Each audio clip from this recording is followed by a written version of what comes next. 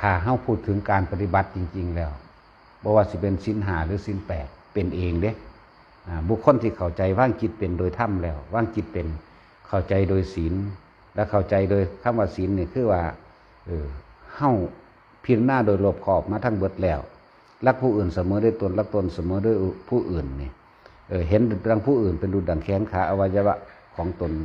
ความเจ็บปวดความเร่าร้อนความถูกทิ่มแทงยังก็แล้วแต่เหมือนว่าบ่มีผู้ใดต้องการบ่มีผู้ใดอยากให้ขาไผบ่มีผู้ใดอยากอิจฉาริษยาไผนะเห็นเขาเห็นเล่าเป็นหนึ่งเดียวเสมอกันบ่ว่าคนบ่ว่าสัตว์แล้วศีล5ก็เป็นขึ้นมาเองบ่ขอเด้เป็นเองเลยก็ต้องขอบ่ขออีกนะมีความเชื่อมั่นและในคำว่าอัตหิอัตโนนาโถมีความเชื่อมั่นของตนแรกนี่จะเป็นพี่พึ่งของตนแล้วก็เชื่อมั่นเรื่องของว่าสัตว์โลกย่อมเป็นไปตามกรรมนี่เชื่อ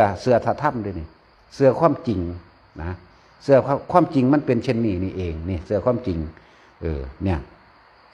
ไม่ทำร้ายเบียดเบียนให้ผู้ใดผู้หนึ่งเสียชีวิตและทรัพย์สินตลอดทั้งคนและสัตว์เนี่ยต่อมาก็เชื่อความจริงเชื่อว่าสัตว์โลกเป็นไปตามกรรมนั่นแหละบ่สงสัยบ่มีความลังเลสงสัยเลยศีลก็บริสุทธิ์นั่นแหละโสดาบัน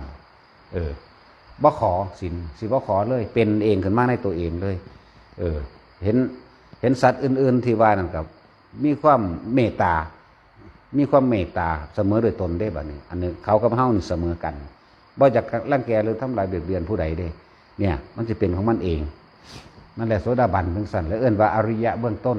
อริยะแปลว่าผู้ไม่เบียดเบียนผู้ไม่มีศัตรูมันก็เลยบ่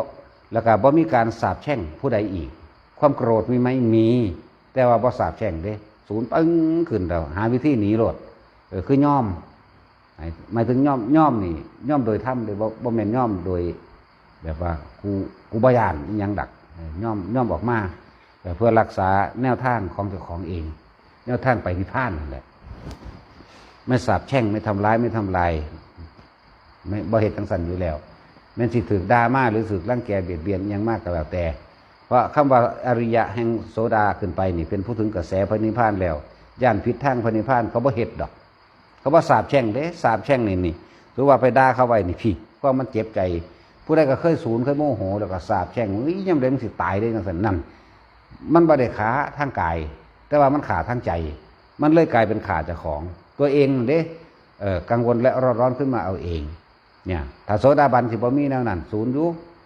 ก็มีแต่ว่าหาวิธีลบหลีกเลี่ยงออกจากบุคคลผู้นั้นเรื่องนั้นจังซี่นะศูนย์อยู่ความอยากได้ทางโลกแบบว่าคำว่าอยากรวยก็จะกันยังมีอยู่แต่ว่าบ่เป็นไปโดยการทำร้ายเบียดเบียนให้ผู้ใดผู้หนึ่งเสียชีวิตและทรัพย์สินและกับทั้งคนและสัตว์เนี่ยอยากรวยอยู่ธรรมดา